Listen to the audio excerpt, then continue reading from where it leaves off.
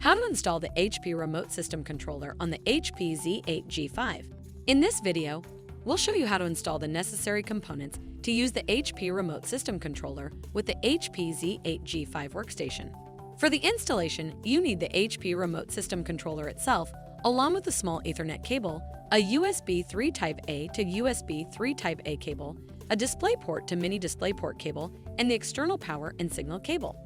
You'll also need the 10-pin bulkhead adapter, its included screws, and the internal power and signal cable. For tools, you'll need a T15 Torx head driver and a small Phillips head screwdriver. You'll also need a modified PCIe bracket for the bulkhead adapter. Start by removing the side panel of the workstation. Remove the additional chassis panels by actuating the blue levers while swinging the panels outward.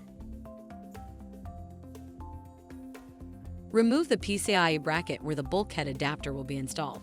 Connect the end of the internal power and signal cable labeled RSC into the rear of the bulkhead adapter and install the bulkhead adapter into the modified PCIe bracket using the Torx head driver.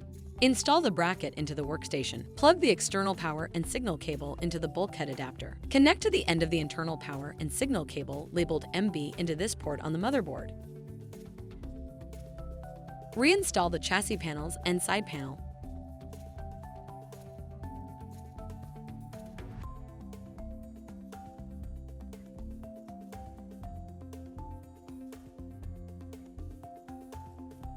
Plug the DisplayPort end of the Mini DisplayPort to DisplayPort cable into the primary output on the graphics card.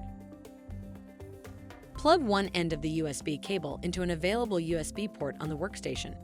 If it's desired to pass through the network connection from the remote system controller to the workstation, then plug one end of the short Ethernet cable into the RJ45 port on the workstation. Plug the other ends of the cables into their corresponding ports on the left side of the remote system controller.